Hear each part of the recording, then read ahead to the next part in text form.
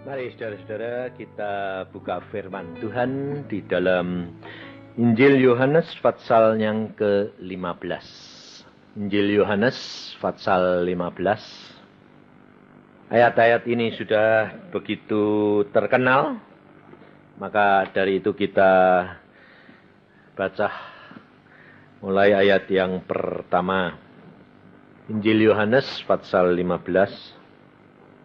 Mulai ayat pertama, demikian firman Tuhan. Yohanes pasal 15. Akulah pokok anggur yang benar dan Bapakkulah pengusahanya. Setiap ranting padaku yang tidak berbuah, dipotongnya. Dan setiap ranting yang berbuah, dibersihkannya. Supaya ia lebih banyak berbuah. Kamu memang sudah bersih karena firman yang telah kukatakan kepadamu. Tinggallah di dalam aku dan aku di dalam kamu. Sama seperti ranting tidak dapat berbuah dari dirinya sendiri kalau ia tidak tinggal pada pokok anggur. Demikian juga kamu tidak berbuah jikalau kamu tidak tinggal di dalam aku. Akulah pokok anggur dan kamulah ranting-rantingnya. Barang siapa tinggal di dalam aku dan aku di dalam dia, ia berbuah banyak. Sebab di luar aku, kamu tidak dapat berbuat apa-apa. Barang siapa tidak tinggal di dalam aku, ia dibuang keluar seperti ranting dan menjadi kering. Kemudian dikumpulkan orang dan dicampakkan ke dalam api lalu dibakar.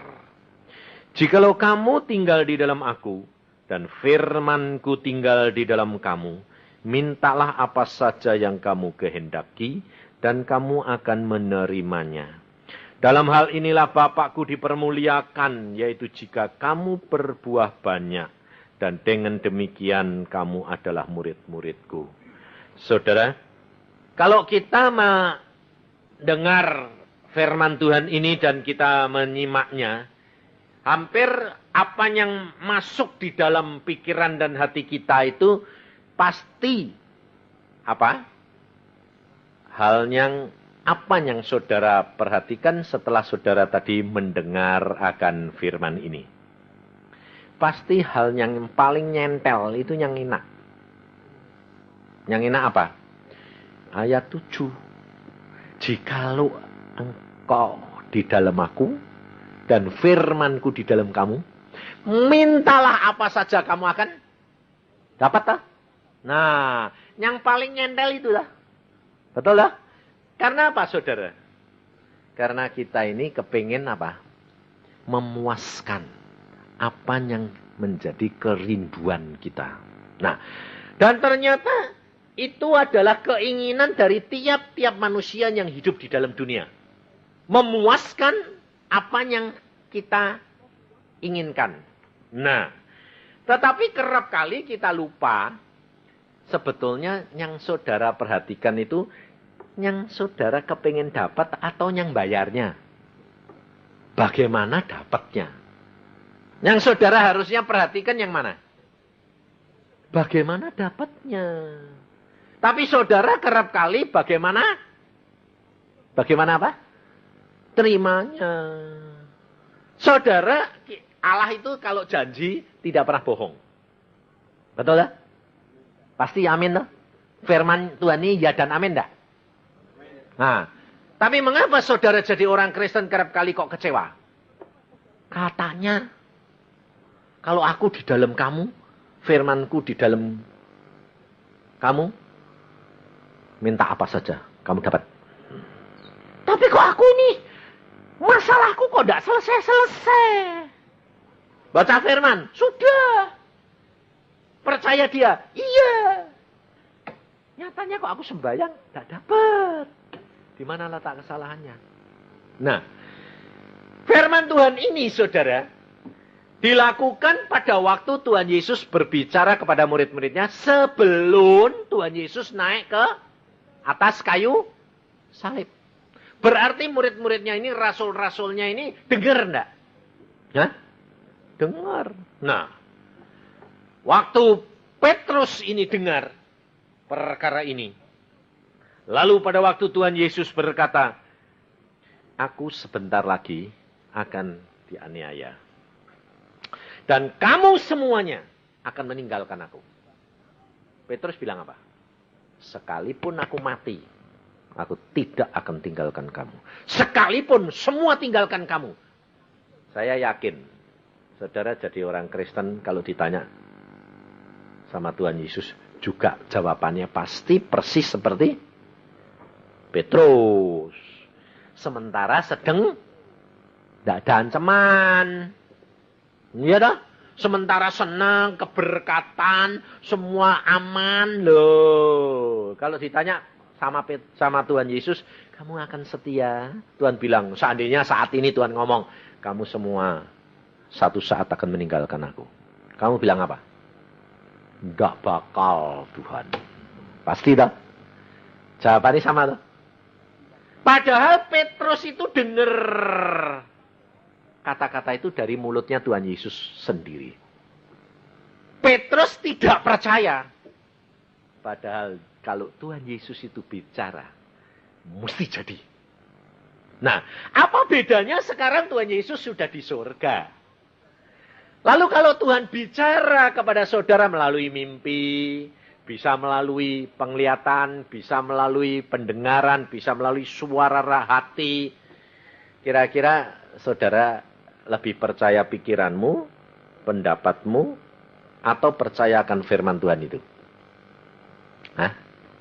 Pasti saudara lebih percaya akan pikiranmu. Kenapa? Karena saudara lalu bilang apa? Ya deh, itu dari Tuhan. Tidak? Nah, ya dah. Betul dah? Nah, apa bedanya sekarang sama Petrus? Nah, saudara mungkin ngomong gini, lain, Petrus kan Tuhan Yesus pada waktu itu kan muka sama muka gini. Loh, tapi sekarang ini Tuhan Yesus nggak kelihatan, betul? Tapi firman-Nya yang saudara ini baca ini ya dan amin pada. Hah? Nah, kenapa saudara kok ragu-ragu? Saudara waktu percaya, ini firman Tuhan, percaya enggak kamu? Percaya? Hah? Nah, kalau langsung kamu baca firman dalam masalah terus ada ayat satu muncul, rema jadi kamu sepertinya seolah-olah ayat ini bicara. Kamu percaya enggak kalau Tuhan bisa pakai ayat itu bicara sama kamu? Percaya. Tapi kalau enggak jadi? Hah? Nah, inilah saudara. Kita kerap kali menanggapi firman Tuhan itu bukan dengan pikirannya Yesus, tetapi dengan pikiran kita sendiri. Nah, dengan cara begitu, saudara tidak akan sampai kepada kegenapan akan firman daripada Tuhan. Padahal ayat ini sudah berkata dengan jelas, firman-Ku yang membersihkan kamu. Tapi kalau saya katakan gini, saudara baca firman banyak-banyak, nanti firman ini akan berjalan dan akan membersihkan kamu. Apa yang diartikan membersihkan? Artinya pikiran kita, cara berpikir kita, dan watak perangai kita yang jelek itu semua akan diubahkan oleh Tuhan. Saudara bilang apa? Mana bisa? Ini. Padahal segala sesuatu itu dimulai dari pikiran, saudara. Maka Petrus pada waktu itu tidak percaya. Karena apa? Karena dia tahu dia mau setia sama dengan saudara dan saya.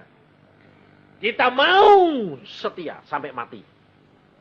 Tapi kalau sudah menghadapi satu kenyataan, Petrus pada waktu lihat Tuhan Yesus ditangkap, seorang gadis perempuan tanya, kamu muridnya toh? Enggak loh. Karena apa saudara? Terancam keadaan diri kita. Coba sekarang saja saudara, coba. Saudara, salah satu contoh yang kecil. Ada kumpulan orang banyak, persis di restoran. Lalu yang punya restoran bilang, saudara, coba sembahyang. Atau pas gini banyaknya. Salah satu ibu-ibu, mari Bu, sembahyang Bu. Ayo, jujur. Mau enggak? Langsung berani. Oh ya, jadi saksi Yesus. Atau, wah Pak, gemeteran. Ini baru menghadapi orang-orang hanya disuruh sembahyang saja. Malu enggak? Malu. Apalagi kalau kepalamu mau dicopot. Ini kita kerap kali tidak menyadari, saudara. Bahwa mengikut Yesus, itu ada harga yang saudara dan saya harus bayar. Dan terutama gengsi kita ini loh. Karena saya terus terang ngalami sendiri, saudara. Saya sudah dari kecil umur 12 dipanggil Tuhan untuk menjadi hambanya. Jadi dari kecil itu sudah kenal Tuhan. Tapi waktu saya mahasiswa atau saya masih SMA, kalau di restoran, di warung, di makan soto sama orang banyak gitu, mau makan biasanya kan sembahyang. Mau sembahyang ini lihat kanan kiri sih, bingung. Terus terang jujur, saudara pernah ngalami enggak? Wih, sok suci. Apalagi kalau di kos saya dulu. Kos makannya barengan. Bukan yang nyediain yang makan ini makan sendiri. Jadi rumahnya. Jadi makannya itu mesti barengan gitu. Ikannya dijatah. Cek sembayangnya ndak cepet. Kabur. Pernah saya sembayang. Amin. Loh, iwak hilang. Ayamnya hilang. Waduh. Lalu lain kali tak pikir, tak pendem. Hilang lagi. Piye carane sembahyang cekel ini. Lah kira-kira kalau saya sembahyang lalu tangan saya di atas nasi sama ikan. Sembayangnya itu tertuju pada ikan nasi atau kepada Loh ini loh saudara, kita kerap kali itu tidak nyadari bahwa apa pengabdian kepada atau ibadah kita kepada Allah itu tidak tertuju kepada Tuhan, tapi tertuju kepada apa? Makan, minum. Nah, sekarang apa bedanya sama saudara kalau punya masalah? Sembayangnya sama Tuhan itu sebetulnya pikiranmu tertuju sama Tuhan apa tertuju pada masalah? Masalah toh? Tujuanmu mampir sama Tuhan itu sebetulnya masalahmu toh? Lah apa bedanya mbak aku takut kehilangan nih Pak?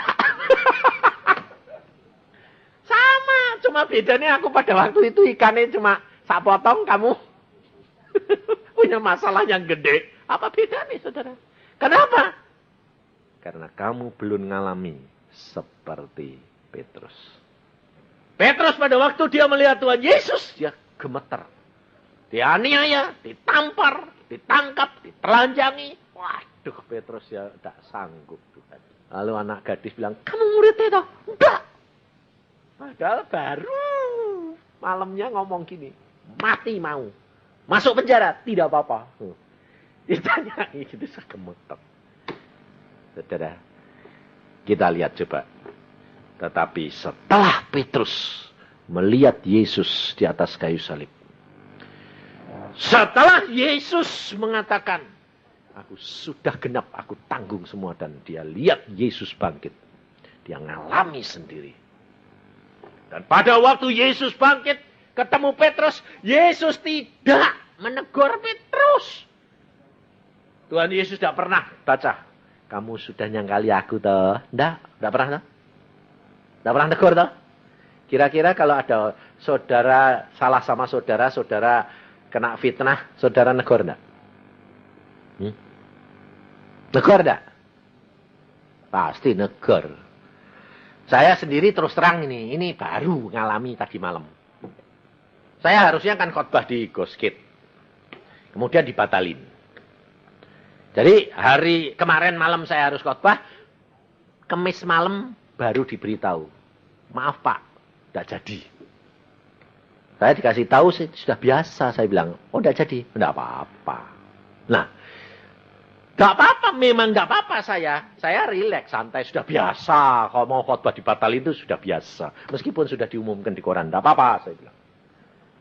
Waktu saya berdoa, Jumat pagi saya berdoa, saya bilang gini, Tuhan, saya besok sore tak datang ya Tuhan, tetap ke Gosgate. Saya tidak datang untuk khotbah. Saya pakai kaos oblong, saya bilang saya datang cuma nongkrong. Turut dengerin khotbahnya Yunas, saya bilang. Lalu Tuhan jawabannya apa? Buat apa? Mau bela diri? Saya pikir-pikir, bela diri sih enggak. Cuma aku kepengen panitia ini ngumum kene itu piye. Nah, apa bedanya? Wah ya wis. Soalnya kalau saya di sana dia mau ngumum ke Pak Yusak berhalangan, tidak mungkin tuh ngurangin dada di situ. Betul enggak? Loh, saudara, saya rela. Cuma saya kepengen tak nonton lah.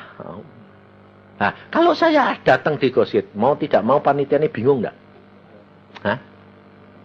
Orang lain bingung enggak bertanya-tanya? Nah, Tuhan bilang apa? Kamu mau bela diri. Saya bilang. Nah, saya malu dewek. Saya bilang. Enggak. Nah, kalau enggak ya enggak usah teko toh ngapain. Oh iya, enggak usah datang. Saya malah datang ke tempat lain. Anak saya yang khotbah. Saya yang jadi pendengar. Enggak apa-apa saya bilang. Loh, tapi saya mendapatkan damai sejahtera. Karena apa? Rela, saudara. Yesus sudah memberi contoh bahwa kita harus rela apapun yang orang lain berbuat kepada kita. Karena apa? Karena kasih itu percaya akan segala sesuatu. Kasih itu salah satunya percaya akan segala sesuatu. Berarti segala sesuatu yang terjadi dalam diri saya, kita percaya bahwa itu Allah punya maksud yang indah. Biarpun itu sakit. Pasti saya dianggapnya enggak nepati janji. Loh, sudah diumumkan di koran nih. Yusak khotbah. Enggak muncul lagi. Loh, ya toh? Mau muncul sama Tuhan. Mau bela. Loh, lah mau muncul kok malah bela. Ya wis sudah. Diomongin apa? Biarin. Lalu Tuhan ngomong, lah aku bangkit dari antara orang mati. Orang Yahudi bilang apa? Mayatnya dicuri. Apakah aku bela diri? Apakah aku nunjukin? Ya aku. Enggak. Ora urusan. Mau apa ya biarin lah. Yang penting tuh Allah itu tahu. Kasih itu percayakan segala sesuatu. Oke, saya bilang. Saya percaya rencanamu itu indah. Amin. Inilah saudara. Maka kita kerap kali bisa ngomong, tetapi kalau kita menghadapi kenyataan, kita harus berani bayar harga ini, saudara. Kalau tidak, firman tidak akan menjadi suatu kenyataan. Kalau saudara tidak ngalami, saudara tidak akan ngerti. Oh, maksudnya firman Tuhan, kasih itu percaya segala sesuatu tuh gini, Tuhan. Ya. Kamu percaya enggak? Segala sesuatu yang terjadi dalam hidupmu, aku tahu dan aku izinkan. Dan aku yang menetapkan segala-galanya. Iya. Ya sudah toh. Kalau kamu percaya, kenapa kamu mau turut-turut? Iya, ya sudah. Jadi saya bisa lega, saya rileks loh. Tidak sakit hati. Ketemu orang yang tidak negur, saya tidak urusan. Mau diumumkan apa, masa bodoh. Yang penting kan aku rileks. Betul? Yang bingung kan sana sendiri toh. Wong manggil sendiri, dibatalin sendiri. Malah kasihan loh mereka itu. Kenapa? Bingung sendiri. Saya yang tidak bingung. Dia yang bingung. Kayak Petrus. Petrus sudah ngomong sama Tuhan Yesus. Mati pun boleh. Ketemu Tuhan Yesus cuma tanya apa? Petrus, engkau mengasihi aku. Bingung Petrus nangis. Karena merasa, waduh ya aku tahu aku ngasihi. Cuma pada saat itu tuh aku kepepet loh. Saudara ya gitu dah. Hah? Kalau ditanya saudara ngasih Yesus lah. Hah? Tapi kalau tidak bisa karena apa? Kepepet. Contoh nih, salah satu contoh. Dompetmu isinya cuma 10.000 satu tok. Ada kolektor. Tak pikir kok tidak ada kolektor. Wah lu lah kolektor. Oh Tuhan ngomong. Berikan Nanti aku pulangnya piye? Loh, Dek, 5.000-an sampai 5.000 lumayan lah. Ini cuma satu. Mosok susu. Loh, mosok kembali. Ada enggak orang ngasih kolektor kembali? Loh, jujur, ada enggak? Enggak ada. Di Jawa enggak ada. Pergi ke daerah Manado sana. Susu. Kembali. Nggak mau ngasih 500 ya? 1.000 nyari balik. Kan biasa. Ada. Bahkan ada lagi ini di Jawa ini, bukan kembali. Dia masuk kantongnya, makanya kamu perhatikan kantong kolektor sekarang kenapa lubangnya kok cilik-cilik. Ayo jujur, sekarang kan lubangnya kan pendek, kecil-kecil toh. Dulu kan enggak toh. Dulu kan lebar-lebar. Sekarang lubangnya kecil-kecil. Kenapa? Nah, ini kenyataan saudara. Masuk, Dek, supaya tidak kelihatan. Biasanya kan ini. Tuhan berkata, kalau memberi tangan kanan, jangan tahu tangan kiri. Jadi, kalau memberinya tidak dilepas. Masuk sekalian. Plus. Masuk, belum ngerakup yang lain. Loh, ini ada loh. Ada loh. Dan ini ketangkep basah. Yang ngelakuin siapa? Majelis. Jadi dia nganu gini, sudah penuh. Kan muter masuk kan? Masuk ke belakang. Dia masukin, dia mau sambil jalan masukin ngambil lagi. Ketahuan, ketangkep basah. Malunya kayak apa, saudara? Jadi kita ini kerap kali tidak menyadari bahwa ibadah kita ini. Kalau saya cerita gini, saudara bilang, wah keterlaluan. Bilang, betul enggak? Ayo, kamu jujur. Kamu bilang keterlaluan enggak? Keterlaluan toh? Kamu sendiri berbuat begitu. Tahunya, Tuhan, aku berikan kamu ini. Tolong balikin berkati 100% ya Tuhan. Betul enggak? Jadi kamu ngasih 1.000, mintanya 10.000 toh? 10 kali toh? Cuma tidak terang-terangan, tapi di dalam pikiran.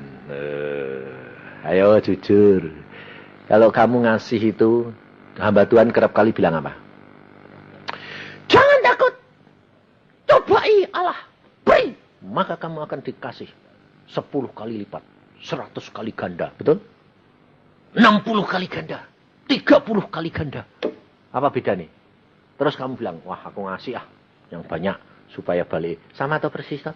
Ngasih peluk ngerakup yang lain. Cuma di dalam dunia rohani loh. Belum berbuat. Tapi Tuhan Yesus berkata apa? Kalau kamu melihat seorang perempuan tergerak nafsumu, kamu sudah berzina. Sebetulnya kita ini di hadapan Tuhan itu sebetulnya serakah enggak? Sama saudara. Maka dari itu saudara baca firman dan setiap ayat alami. Seperti yang dialami Petrus. Petrus setelah dia mengenal Yesus secara pribadi, dia ngalami sendiri. Diubahkan Petrus. Kita lihat di dalam Kisah Rasul. Pasal yang ke-12. Luar biasa Petrus ini. Maka Tuhan memilih Petrus karena Tuhan tahu Petrus dapat diubahkan menjadi satu ciptaan yang baru. Kisah Rasul 12 ayat yang ke-4. Setelah Petrus ditangkap, Herodes menyuruh memenjarakannya di bawah penjagaan 4 regu. Masing-masing terdiri dari 4 prajurit. Jadi 16 orang. Maksudnya ialah supaya sehabis Paskah ia menghadapkan di kedepan orang banyak. Demikianlah Petrus ditahan di dalam penjara, tetapi jemaat dengan tekun mendoakannya kepada Allah. Pada malam sebelum Herodes hendak menghadapkannya kepada orang banyak, Petrus tidur di antara 2 orang prajurit, terbelenggu dengan 2 rantai. Selain itu, prajurit-prajurit pengawal sedang berkawal di muka pintu. Tiba-tiba berdirilah seorang malaikat Tuhan dekat Petrus dan cahaya bersinar dalam ruang itu. Malaikat itu menepuk Petrus untuk membangunkannya, katanya, "Bangunlah segera." Maka gugurlah rantai itu dari tangan Petrus. Lalu kata malaikat itu kepadanya, "Ikatlah pinggangmu dan kenakanlah sepatumu."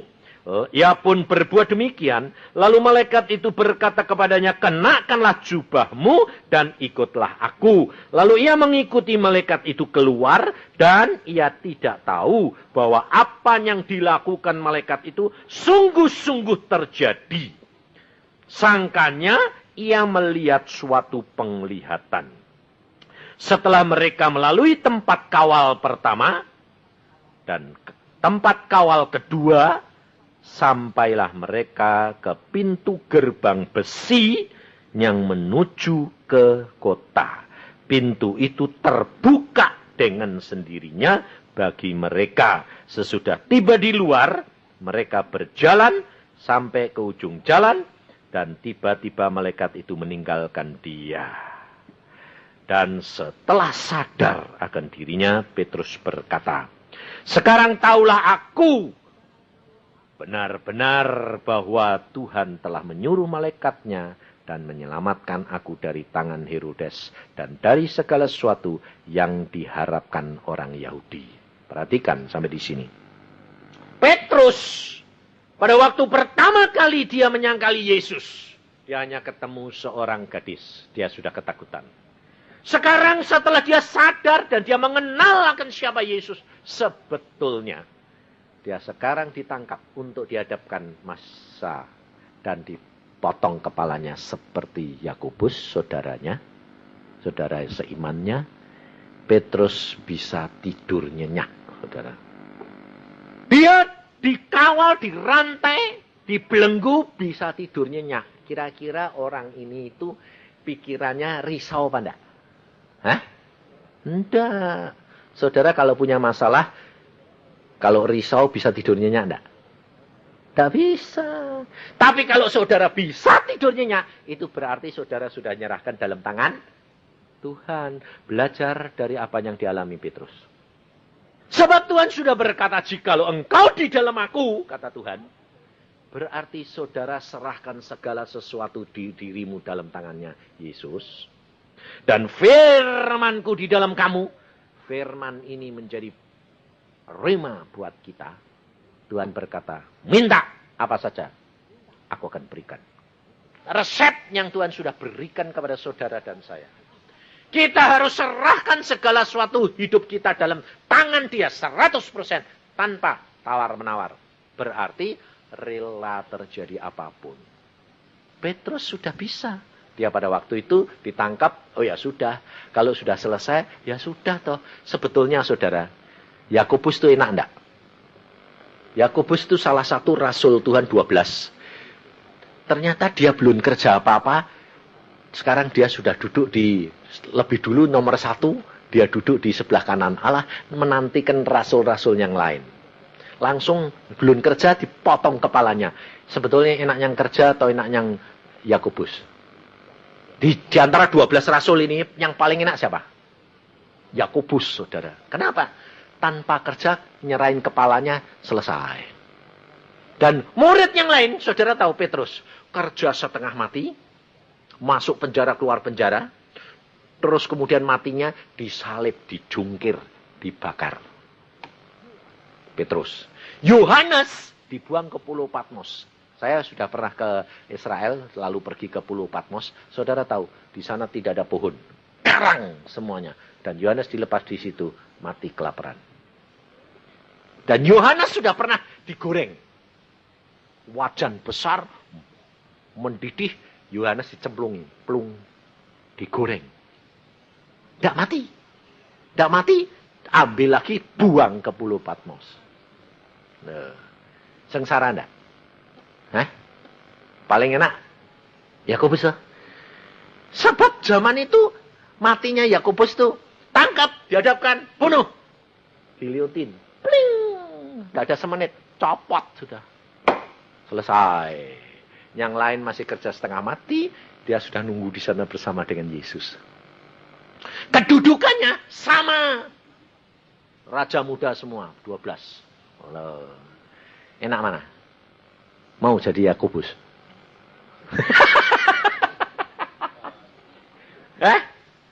Kamu bilang apa? Jangan dulu Tuhan, anaknya masih kecil. Nah ini saudara. Yang membuat kita menderita sebetulnya itu pikiran kita sendiri. Saudara serahkan dalam tangan Tuhan, Tuhan yang ngatur. Contohnya Petrus. Yakobus mati, Petrus pikirnya, wah cukup selesai sama-sama dengan Yakobus lah, bubar. Petrus sudah enak-enak tidur, dibangunin. Bangun, ayo jalan. Pakai pakaian. Rontok semua, jalan. Loh, Alkitab ini up to date, saudara. Zaman sekarang kamu lihat. Saudara kalau ke supermarket, ke kantor-kantor, kamu lewat ke bank, pintunya buka sendiri enggak? Tidak usah ada penjaganya itu. Ya dah. Zamannya Petrus 2000 tahun yang lalu sudah ada. Loh, kamu tadi dengar enggak? Pintunya buka sendiri. Up to date enggak? Loh, Alkitab ini up to date loh. Tapi saudara bilang, kuno. Siapa bilang? Saudara tahu, kita ini di mana? RCTV dah? Iya dah? Zaman dulu Alkitab sudah ngomong perkara TV belum? Belum. Makanya itu membaca Alkitab gak ngerti ya. Baca di Wahyu. Tuhan tuh sudah bicara perkara TV. Makanya saudara itu baca kah? Kalau dibaca, sudah baca tapi gak ngerti masalahnya. Wahyu 11. Makanya kalau baca, minta hikmat Allah. Maka saudara akan tahu. Wahyu 11 ya. Lalu ayat yang ke-9. Mulai ayat 9. Dan orang-orang dari segala bangsa dan suku dan bahasa dan kaum melihat mayat mereka 3,5 hari lamanya. Dan orang-orang itu tidak memperbolehkan mayat mereka dikuburkan. Dan perhatikan, ayat 9 tadi perhatikan. Dan orang-orang dari segala bangsa dan suku dan bahasa dan kaum. Berarti ini seluruh dunia enggak? Melihat mayat mereka 3,5 hari lamanya. Dan orang itu tidak diperbolehkan mayat mereka dikuburkan. Bagaimana caranya? Kok orang nanti ada dua saksi Tuhan nanti akan mati di Yerusalem. Kemudian seluruh bangsa di seluruh dunia ini melihat mayat mereka. Dan tidak boleh dikuburkan. Semua suku, semua bangsa, semua dunia ini melihat. Sekarang kejadian di Senayan, saudara bisa lihat di Surabaya enggak? Melalui apa? Nah, firman Tuhan ini bicara perkara apa? TV, saudara. Waktu saya baca ini, Pak, saya waktu tahun itu, pada waktu tahun 49. Belum ada ini. Saya baca ini, saya bilang, mana mungkin Tuhan. Ada 2 saksimu mati di Yerusalem kok seluruh dunia melihat. Saya bilang, mana mungkin. Saya bilang. Kalau koran ya bisa, tapi kan tidak bisa lihat Tuhan. Saya bilang, Tuhan bisa jawabannya apa? Tunggu anak, waktunya akan tiba dan kamu akan melihat kegenapan firman Tuhan. Saya diomongi gitu, saya bilang, ya mana coba tak buktiin. Baru tahun 70. Tahun 70, jadi 21 tahun. Waktu saya lihat Rudy Hartono main di All England, Tuhan bilang, kamu lihat Rudy di mana? Sedang nonton ini saya. Tuhan bilang, kamu lihat Rudy di mana? Wah, di All England. Kok kamu sekarang lihat? Nah, ya Tuhan. Tahun 49 kamu tanya aku perkara Wahyu itu. Oh, TV maksudmu? Ya. Cuma zaman itu tidak ada TV, betul? Yohanes ngomong bilang, TV, lah piye udah arti? Zaman itu belum ada TV. Lah Yohanes nulisnya bagaimana? Nulisnya ya dia bilang, seluruh dunia lihat. Tapi apa itu? Tak ngerti. Dua saksi itu akan mati. Tapi seluruh dunia lihat. Dia di dalam penglihatan lihat. Semua bangsa lihat. Ya. Tapi namanya alatnya tak ngerti dong. Nah kalau disebut TV. Lah orang zaman itu kan bingung. Apa itu? Dia cuma nerangkan seluruh dunia akan lihat. Mayat mereka tidak boleh dikubur. Zaman sekarang setelah saudara lihat. Oh maksudnya TV. Loh ya dah. Satu lagi. Patung-patung akan berbicara. Apa itu? Radio tuh? Hah? Loh, zaman sekarang robot-robot. Selamat datang. Betul dah? Loh, lah kalau zamannya Yohanes, dia tidak tahu namanya robot, namanya ya patung. Loh, itu kan patung. Kok ngomong selamat pagi? Loh. Up to date enggak? Hah? Maka Alkitab tidak pernah tidak up to date. Sebab ini firman Tuhan. Dia berkata, aku Alfa dan aku Omega. Dia yang pertama dan dia yang terakhir. Maka dari itu kalau saudara membaca firman Tuhan, luar biasa. Saudara, masalah semua ada di dalam Alkitab. Sampai yang jorok, sampai yang kudus, ada komplit. Tidak ada Alkitab tertutup. Kitab sucinya orang lain, agama lain, saudara. Tidak ada yang jorok seperti, yang komplit seperti Alkitab. Perzinahannya diceritain sampai detail. Bayangin. Sampai lesbian ada. Homoseks ada. Ya dah. Kitab sucinya orang lain tidak ada. Tidak ada disebut. Masa lesbian disebut-sebut? Alkitab paling komplit. Maka dari itu saudara. Mengapa kekristenan kita harus diubahkan? Karena Allah mau supaya saudara dan saya kudus. Sebab tidak ada yang tersembunyi di hadapan hadirat Allah. Maka kalau saudara dan saya tidak membaca firman Tuhan. Dan firman ini tidak membersihkan engkau. Rugi. Sebab Tuhan sudah berkata, ranting ini kalau tidak nempel pada pokok, tidak akan berbuah. Dan pada waktunya dikerat. Jadi jangan kira kalau kita sudah percaya Yesus sudah dibaptis, tapi saudara tidak baca Alkitab, tidak menjadi pelaku firman. Saudara bilang, yang penting kan nanti selamat kok enak. Yesus berkata, kamu harus berbuah. Tidak berbuah, potong. Tuhan berkata. Maka dari itu saudara, jangan sekedar agama, tetapi lakukan firman Tuhan dengan benar.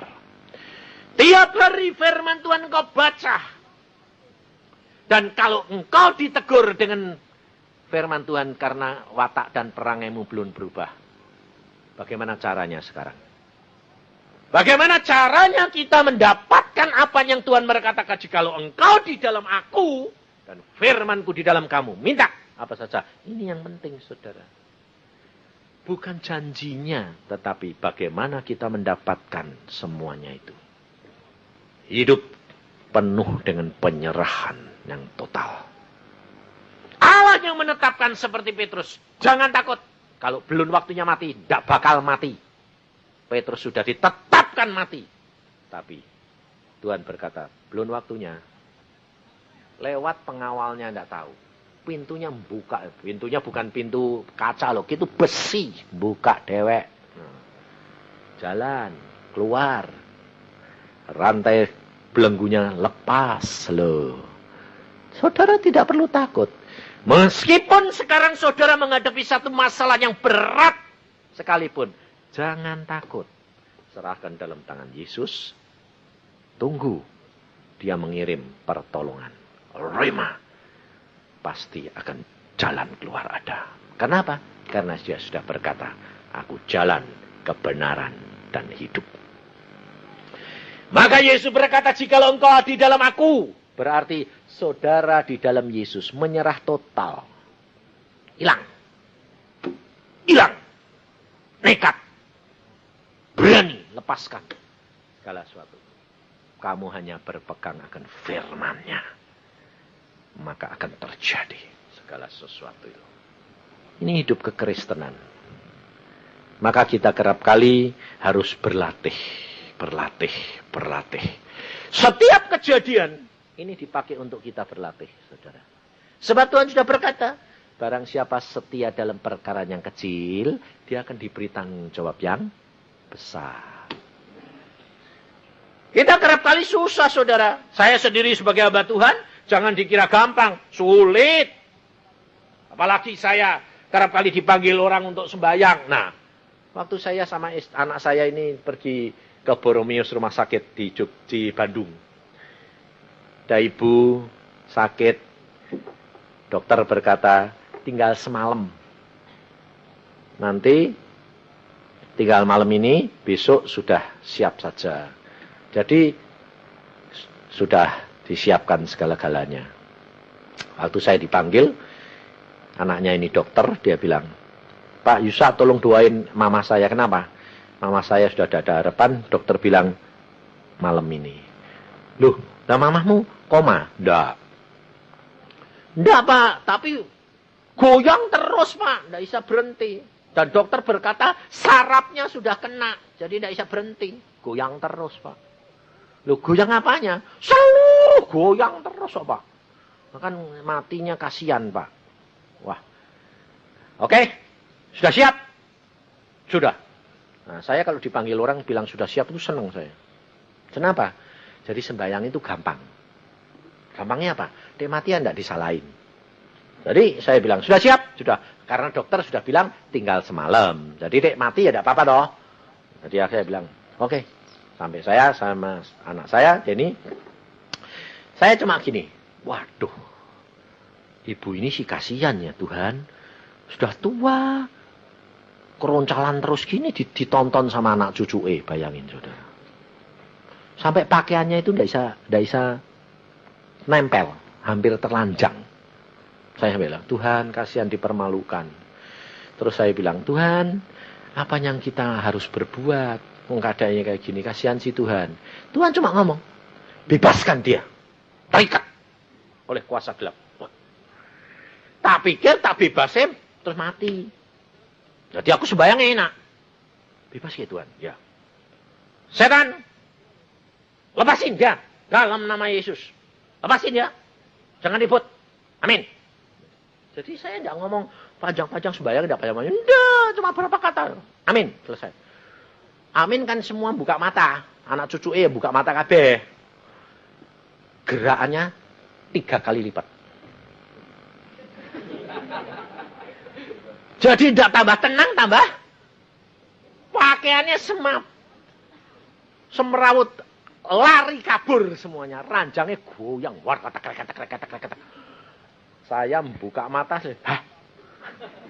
Lah kok malah gempa bumi. Tofannya datang. Tapi saya tidak terpengaruh, saudara. Yang terpengaruh anaknya. Wah, sama dokter itu. Mata semua lihat saya. Saya tahu. Saya tanya Tuhan, mereka lihat mata ini, lihat aku kabeh lho. Pasti tanyanya gini. Ini tambah di 2 kita. Ini salah manggil hamba Tuhan. Lalu satu. Dokternya bilang gini. Anaknya salah satu dokter, dia tanya gini. Pak Yusa. Apa? Sudah? Udah. Loh kok ribut? Dia bilang, iya. Kamu ini jangan ditipu setan. Ini kan cuma ulai setan. Tambah ribut supaya kamu kepancing. Sebab kalau kamu kepancing, loh kok malah ribut? Berarti kan kamu merasa doamu tadi tidak mempan. Berarti nama Yesusnya mempan tidak? Enggak, kamu jangan khawatir, itu cuma ulahnya setan. Oh gitu. Nah, sudah. Saya tanya sama anak saya, Den, kamu lihat apa? Dililit ular, Pak. Ah iya, lilit ular. Jadi belum tentu mati ya. Enggak, ini dilepas ke ya wis. Wis yuk. Dia juga belajar dari saya. Sudah, Pak? Sudah. Lah kok keroncalan wis ben. Saya pergi keluar pintu. Terus masuk mobil. Pulang. Jadi dokter ini tanda tanya gede pasti. Ngantar saya, dia sungkan toh ngantar saya. Makasih Pak Yusa, tapi terima kasih ya, pikir ya. Mas repot pikir. Dia balik. Masuk kamar. Bengong dia. Saya taunya setelah dia datang cerita. Bengong dia. Semua anak cucu bilang, kok aneh?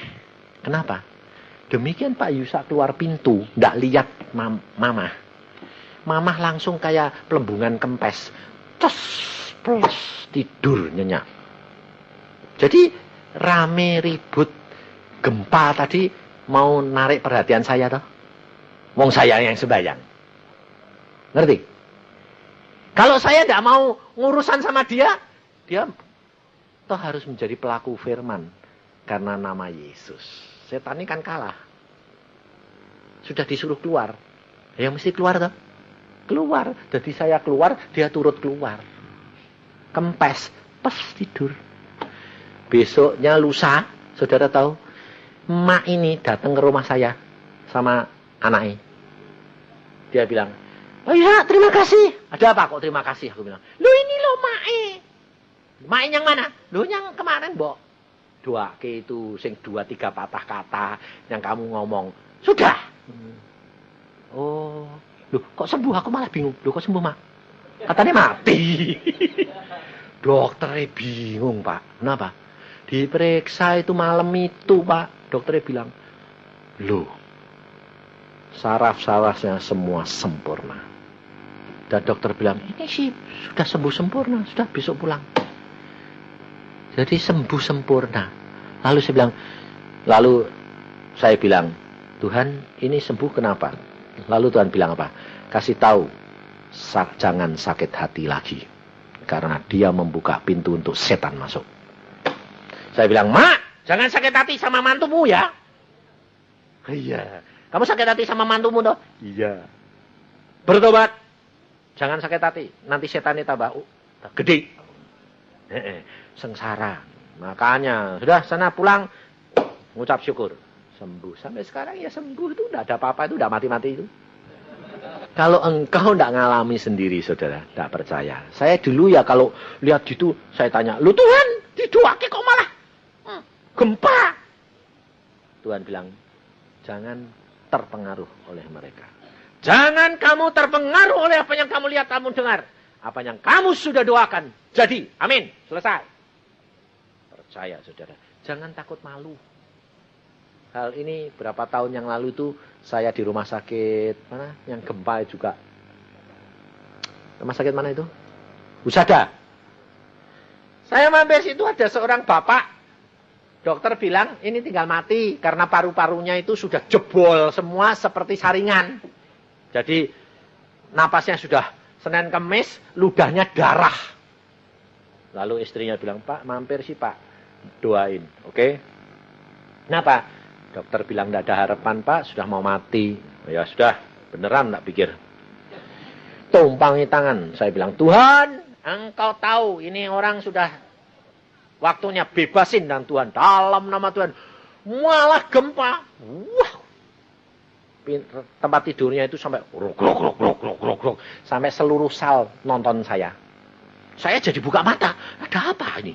Gempa. Tanganku gini, grok. Tak pikir ini ada apa Tuhan? Kok gempa? Aku sedang ngelas. Oh. Ya wis tak terusi, terusan, las terus. Amin. Tenang, sudah selesai, pulang. Aku bilang, pulang. 3 hari kemudian dokter dan darahnya sudah tidak ada. Di foto ronsen ini lubangnya dilas, kayak dilasi bolong-bolong dilas, sempurna kembali. Saudara tahu? Kerjaan siapa? Tuhan.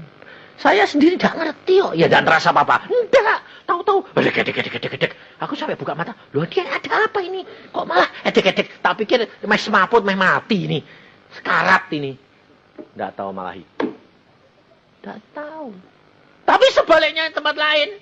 Di Jakarta ini. Di rumah sakit Gatot Subroto. Istri kolonel. Saya datang. Saya bilang, sudah siap? Udah, apapun Pak. Masih cerita sama saya ini. Ngobrol. Lalu bilang, ayo sembahyang. Sembahyang jam 1 siang ini. Saya baru numpangi tangan sini. Tuhan Yesus. Tidak jadi saya sembahyang. Kenapa? Saya lihat Tuhan Yesus gini. Tangan nih. Loh, Tuhan ada apa? Aku mau bawa pulang sekarang. Hari ini. Loh, terus aku sembahyangnya apa? Ya berhenti. Amin. Aku bilang gitu. Lah, yang tak sembahyang ini kan bingung. Amin. Nah, bingung. Ada apa, Pak? Nah, aku terus bilang gini. Aku lihat Tuhan Yesus gini tuh, kue mau dibawa pulang sekarang tuh. Nangis. Lupa. Katanya tadi siap. Lupa. Kok sekarang? Loh, sekarang? Iya. Ditunggu Tuhan Yesus tuh. Loh, aku tak ngomong sama suamiku sama anakku apa? Ya, panggil.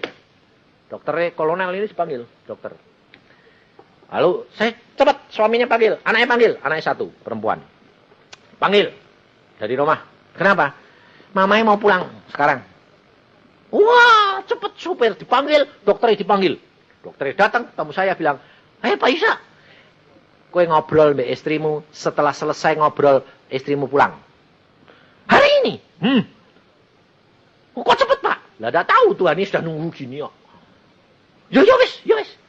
Nanti tak keburu pesan-pesan. Sudah sana ngobrol. Ngobrol dia sama suaminya. Pak, aku titip anak ya, terus gini, Tuhan sudah bilang gitu ya, wis deh Pak ya. Tahu pesan apa? Lah apa? Nah, wis ngobrol terus ini. Sebentar lagi anaknya datang, ngobrol terus sampai jam 7 sore. Ngobrol terus. Terus habis selesai, tunggui terus ini sama saudara ini sama istri, sama suami sama anaknya. Terus bilang, "Wis ya, Pak." Lho, wis piye? Wis bar to, Pak, wis ana pesen apa? Kowe tanya apa cepet lho. Ya wis cukup wis sampai wis tak catet kabeh kok. Wis ya Pak. Wis klek mati.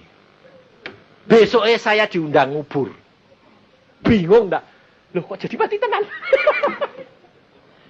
Dia bilang, "Pak Yusa, terima kasih. Coba ndak mau kasih tahu aku ndak ada kesempatan untuk ngobrol." Dari jam 1 sampai jam 7. Saudara tahu? Kita ndak tahu apa yang akan terjadi. Jangan nunggu Tuhan Yesus di awan. Kepengennya rombongan gitu. Pulang sama-sama gitu tuh. Iman rombongan. Sebab Tuhan itu tidak tahu kapan. Kamu yang tidak tahu Tuhan itu datang kapan buat kamu. Saudara tidak tahu. Tapi saudara harus siap. Maka dari itu saudara. Saya mengalami banyak perkara. Yang tidak pernah saya pikirkan. Yang saya kira hidup, mati. Yang saya kira mati, hidup. Tak bisa. Tuhan bilang, sak suka aku toh. Wong ini hakku. Maka dari itu siapkan umatku. Untuk setiap saat menanti kedatanganku. Kapan? Bukan urusan mereka. Tapi hidup dalam kebenaran. Maka kalau aku datang, aku dapati hamba-hambaku setia. Amin. Mari kita berdoa.